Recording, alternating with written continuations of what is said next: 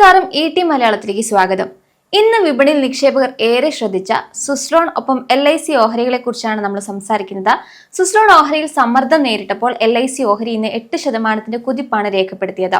ആദ്യം സുസ്ലോണിന്റെ കാര്യം നോക്കാം. മൂന്നാം പാദത്തിൽ കഴിഞ്ഞ വർഷത്തെ ഇതേ കാലയളവിനെ അപേക്ഷിച്ച് ലാഭത്തിൽ 15% വർധനവിൽ 445 കോടി രൂപയാണ് കമ്പനി റിപ്പോർട്ട് ചെയ്തിരിക്കുന്നത്. കഴിഞ്ഞ വർഷം ഇത് 386 കോടി രൂപയായിരുന്നു. കമ്പനിയുടെ ആകെ വരുമാനം 42% വർദ്ധിച്ച് 4228 കോടി രൂപയിലേക്കും ഉയർന്നിട്ടുണ്ട്. കമ്പനി ഇതുവരെയുള്ളതിൽ വെച്ച് ഏറ്റവും ഉയർന്ന പാദവാർഷിക ഡെലിവറി, അതായത് 617 മെഗാവാട്ട് ഈ കാലയളവിൽ നടത്തിയിട്ടുണ്ട്. നിലവിൽ 6.4 ഗിഗാവാട്ട് എന്ന റെക്കോർഡ് ഓർഡറുകൾ കമ്പനിയുടെ കൈവശമുണ്ട്. ഇത് കമ്പനിയുടെ ഭാവി സുരക്ഷിതമാണ് എന്ന് സൂചിപ്പിക്കുന്നു. കമ്പനി ഇപ്പോൾ കടബാധ്യതകൾ ഇല്ലാത്ത അവസ്ഥയിലാണ്. ഏകദേശം 1556 കോടി രൂപയുടെ ക്യാഷ് റിസർവ് കമ്പനിക്കുണ്ട്. സുസ്ലോൺ 2.0 എന്ന പുതിയ പദ്ധതി ആവിഷ്കരിക്കാൻ കമ്പനി ലക്ഷ്യമിടുന്നുണ്ട്. കമ്പനി ഒരു സമ്പൂർണ്ണ ശുദ്ധ ഊർജ്ജ സ്ഥാപനമാക്കി മാറ്റാനുള്ള പുതിയ പദ്ധതി വൈസ് ചെയർമാൻ ഗിരീഷ് പ്രഖ്യാപിച്ചിരുന്നു. ഇതിൽ പ്രധാനമായും കാറ്റാടി യന്ത്രങ്ങൾക്ക് പുറമെ സൗരോർജ്ജം, ഊർജ്ജ സംഭരണം എന്നിവയിലേക്കും ശ്രദ്ധ കേന്ദ്രീകരിക്കുക, പ്രവർത്തനങ്ങൾ കൂടുതൽ ഡിജിറ്റൽ വൽക്കരിക്കുക മുതലായവ ലക്ഷ്യമിടുന്നുണ്ട്. എടുത്തു പറയേണ്ട ഒരു കാര്യം, രണ്ടാം പാദത്തെ അപേക്ഷിച്ച് ഈ പാദത്തിൽ ലാഭം കുറഞ്ഞതായി കാണാം. എന്നാൽ ഇതിന് കാരണം കഴിഞ്ഞ പാദത്തിൽ നികുതി ഇനത്തിൽ ലഭിച്ച വലിയൊരു ഇളവ്, അതായത് വൺ ടൈം ടാക്സ് ഗെയിൻ ലാഭത്തിൽ ഉൾപ്പെട്ടിരുന്നു എന്നതാണ്. പ്രവർത്തനപരമായി കമ്പനി മികച്ച വളർച്ചയാണ് കാണിക്കുന്നത്. പ്രതീക്ഷിച്ച ലാഭം ലഭിക്കാത്തത് മൂലം ഓഹരി വില ഇടിഞ്ഞിരുന്നു. വിപണിയിലെ പ്രമുഖ അനലിസ്റ്റുകൾ ഏകദേശം 550 മുതൽ 600 കോടി രൂപയുടെ ലാഭം പ്രതീക്ഷിച്ചിരുന്നു. എന്നാൽ യഥാർത്ഥ ലാഭം 445 കോടി രൂപ മാത്രമായത് നിക്ഷേപകർക്കിടയിൽ നേരിയ നിരാശ ഉണ്ടാക്കി. രണ്ടാം പാദത്തിൽ ലാഭം 1279 കോടി രൂപയായിരുന്നു. മൂന്നാം പാദത്തിൽ ഇത് 445 കോടി രൂപയായി കുറഞ്ഞത് ഒരു സാധാരണ നിക്ഷേപകന് കമ്പനിയുടെ പ്രകടനം മോശമായി തോന്നിക്കാം. എങ്കിലും നേരത്തെ പറഞ്ഞതുപോലെ ഇത് കഴിഞ്ഞ തവണത്തെ നികുതി ആനുകൂല്യം കാരണമാണെന്ന് മനസ്സിലാക്കേണ്ടതുണ്ട്. നിക്ഷേപകർക്ക് ഇവിടെ ശ്രദ്ധിക്കാൻ പറ്റുന്ന പോസിറ്റീവ് വശങ്ങൾ നോക്കാം. അതിവേഗത്തിലുള്ള വരുമാന വളർച്ച തന്നെയാണ് ഇതിൽ ആദ്യം. 42% വരുമാന വളർച്ച എന്നത് കാറ്റാടി ഊർജ്ജ മേഖലയിൽ വളരെ മികച്ച നേട്ടമാണ്. കൂടാതെ 6.4 ഗിഗാവാട്ടിന്റെ ഓർഡർ എന്നത് അടുത്ത 2 മുതൽ 3 വർഷത്തേക്കുള്ള വരുമാനം ഉറപ്പാക്കുന്നുണ്ട്. ഇന്ത്യയിലെ ഏറ്റവും വലിയ വിൻഡ് ടർബൈൻ നിർമ്മാതാക്കൾ എന്ന സ്ഥാനം സുസ്ലോൺ നിലനിർത്തുന്നുണ്ട്. കുറച്ച് വർഷങ്ങൾക്ക് മുൻപ് വലിയ കടക്കെണിയിലായിരുന്ന കമ്പനി ഇന്ന് പൂർണ്ണമായും കടമുക്തമായി എന്നത് വലിയൊരു ആത്മവിശ്വാസം നൽകുന്നുണ്ട്. എന്നാൽ സ്റ്റീൽ പോലുള്ള സാധനങ്ങളുടെ വില വർദ്ധിച്ചാൽ അത് കമ്പനിയുടെ ലാഭവിഹിതത്തെ ബാധിച്ചേക്കാം. എങ്കിലും കേന്ദ്ര സർക്കാർ പുനരുപയോഗ ഊർജ്ജത്തിന് നൽകുന്ന വലിയ പിന്തുണ സുസ്ലോണിന് അനുകൂലമാണ്. 2030 500 ഗിഗാവാട്ട് ലക്ഷ്യം കൈവരിക്കാനുള്ള ഇന്ത്യയുടെ ശ്രമത്തിൽ സുസ്ലോണിന് വലിയ പങ്കുണ്ടാകും. നിലവിൽ ഓഹരി ഒരു നെഗറ്റീവ് ട്രെൻഡിലൂടെയാണ് കടന്നു പോകുന്നത്. കഴിഞ്ഞ കുറച്ചു ദിവസങ്ങളായി ഓഹരി വില താഴോട്ടാണ് പോകുന്നത്. ഓഹരി അതിന്റെ പ്രധാന മൂവിംഗ് ആവറേജുകളായ 50 day, 100 day, 200 day simple moving average എന്നിവയ്ക്ക് താഴെയാണ് വ്യാപാരം നടത്തുന്നത്. ഇത് ഇടക്കാല അളവിലും ദീർഘകാല അളവിലും ഓഹരിക്ക് തളർച്ചയുണ്ട് എന്ന് സൂചിപ്പിക്കുന്നു. 47 രൂപ 60 പൈസ, 47 രൂപ 70 പൈസ റേഞ്ചിലാണ് പിവറ്റ് നിലകൊള്ളുന്നത്. 47 രൂപ നിർണായക സപ്പോർട്ടാണ്. തുടർന്ന് 45 രൂപ 40 പൈസ, 44 രൂപ 90 പൈസ എന്നീ ലെവലുകളിൽ സപ്പോർട്ട് ആക്ട് ചെയ്യും. മുകളിൽ 50 രൂപ മറികടന്നാൽ മാത്രമാണ് ഒരു പോസിറ്റീവ് മുന്നേറ്റം നമുക്ക് പ്രതീക്ഷിക്കാനാവും. 52 രൂപ 30 പൈസ, 54 രൂപ 60 പൈസ നിലവാരങ്ങളിൽ അടുത്ത റെസിസ്റ്റൻസ് പ്രതീക്ഷിക്കാം. റിലേറ്റീവ് സ്ട്രെങ്ത് ഇൻഡെക്സ് ഏകദേശം 43.9 ആണ്. ഇത് സൂചിപ്പിക്കുന്നത് ഓഹരി ഇപ്പോൾ ഓവർസോൾഡ് മേഖലയിലേക്ക് അടുത്തുകൊണ്ടിരിക്കുകയാണ് എന്നാണ്. എന്നാൽ ശക്തമായ ഒരു തിരിച്ചുപിടുത്തത്തിന്റെ ലക്ഷണങ്ങൾ ഇതുവരെ കാണിച്ചിട്ടില്ല.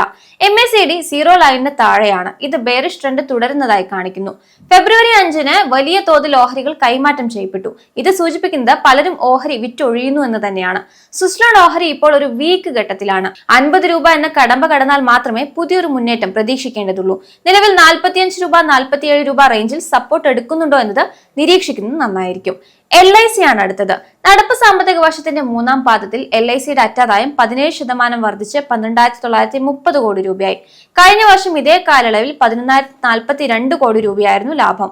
മൊത്തം പ്രീമിയം കഴിഞ്ഞ വർഷത്തെ 1.17 ലക്ഷം കോടി രൂപയിൽ നിന്ന് 1.21 ലക്ഷം കോടി രൂപയെ വർദ്ധിച്ചിട്ടുണ്ട്. പുതിയ പോളിസികളിൽ നിന്നുള്ള പ്രീമിയം വരുമാനത്തിലും വർധനവുണ്ടായിട്ടുണ്ട്. LIC കൈകാര്യം ചെയ്യുന്ന ആകെ ആസ്തി കഴിഞ്ഞ വർഷത്തെ അപേക്ഷിച്ച് ഗണ്യമായി വർദ്ധിക്കുകയും ചെയ്തിട്ടുണ്ട്. ഇത് ഏകദേശം 57 ലക്ഷം കോടി രൂപയ്ക്ക് മുകളിലാണ്. ലാഭക്ഷമത അളക്കുന്ന വാല്യൂ ഓഫ് ന്യൂ ബിസിനസ് മെച്ചപ്പെട്ട ഒരു വളർച്ച രേഖപ്പെടുത്തിയിട്ടുണ്ട്. കമ്പനി നോൺ പാർട്ടിസിപ്പേറ്റിംഗ് ഉൽപ്പന്നങ്ങളിൽ കൂടുതൽ ശ്രദ്ധ കേന്ദ്രീകരിക്കുന്നത് ഇതിന് കാരണമായി. കമ്പനിയുടെ സാമ്പത്തിക ഭദ്രത സൂചിപ്പിക്കുന്ന സോൾവൻസി റേഷ്യോ നിശ്ചിത പരിധിക്കും മുകളിൽ സുരക്ഷിതമായി തുടരുന്നുണ്ട്.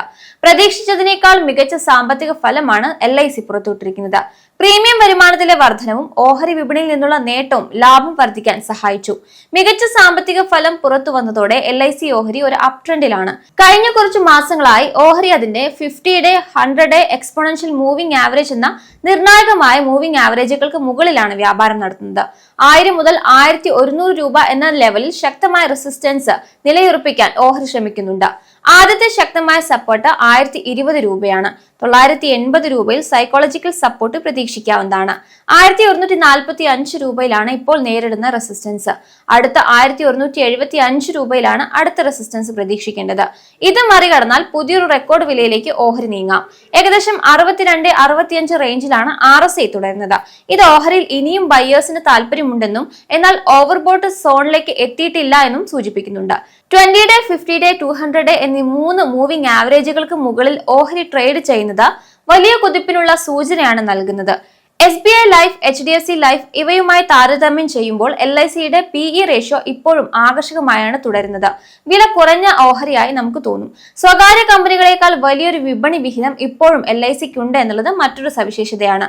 LIC ഇപ്പോൾ ഒരു പോസിറ്റീവ് സോണിലാണ്. 1020 രൂപ നിലവാരത്തിന് മുകളിൽ തുടരുന്നിടത്തോളം കാലം ഓഹരിയിൽ വലിയ ഇടിവ് പ്രതീക്ഷിക്കേണ്ടതില്ല. ലാഭവിഹിതം പ്രതീക്ഷിക്കുന്ന നിക്ഷേപകർക്കും ഈ ഓഹരി ഇപ്പോൾ പ്രിയപ്പെട്ടതാണ്. ദീർഘകാല നിക്ഷേപകർ ഓഹരികൾക്ക് നൽകുന്ന ടാർഗറ്റ് വില കൂടി മനസ്സിലാക്കാം. JM ഫിനാൻഷ്യൽ ഓഹരിക്ക് ബൈ റേറ്റിംഗ് നൽകുമ്പോൾ 1111 രൂപ ടാർഗറ്റ് വില നൽകിയിട്ടുണ്ട്. സിറ്റി 1345 രൂപയും 940 രൂപ റേറ്റിംഗ് ബേൺസിംഗും നൽകുന്നു. ഭൂരിഭാഗം അനലിസ്റ്റുകളും 1091 എന്ന ശരാശരി ടാർഗറ്റ് വിലയാണ് ഓഹരിക്ക് നൽകുന്നത്. അതായത് നിലവിലെ വിലയിൽ നിന്ന് ഏകദേശം 30 മുതൽ 32% വരെ മുന്നേറ്റം പലരും പ്രതീക്ഷിക്കുന്നു. അതേസമയം സുസ്രോൺ ഓഹരിക്ക് ICICI സെക്യൂരിറ്റീസ് 76 രൂപയും വെഞ്ചുറ 56 രൂപയും ടാർഗറ്റ് വില നൽകിയിട്ടുണ്ട്. വെഞ്ചുറ ഹോൾഡ് എന്ന റേറ്റിംഗ് ആണ് നൽകിയിരിക്കുന്നത്. 11ഓളം അനലിസ്റ്റുകളുടെ ശരാശരി കണക്ക് പ്രകാരം 72 രൂപയാണ് സുസ്രോണിന്റെ ലക്ഷ്യവില. ഓർക്കുക, ദീർഘകാല അടിസ്ഥാനത്തിൽ ഡിസംബർ മാസ കാലയളവിലാണ് ഈ അനലിസ്റ്റുകൾ ടാർഗറ്റ് വില നൽകിയിരിക്കുന്നത്. അതിനാൽ തീരുമാനങ്ങൾ എടുക്കുന്നതിന് മുൻപ് ഒരു സാമ്പത്തിക വിദഗ്ധന്റെ ഉപദേശം തേടുക.